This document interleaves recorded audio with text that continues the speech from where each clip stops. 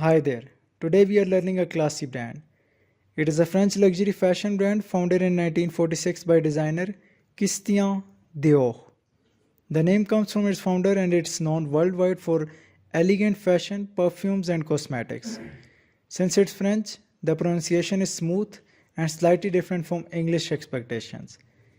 Many people pronounce it incorrectly like Dior or Dior, but that is not correct.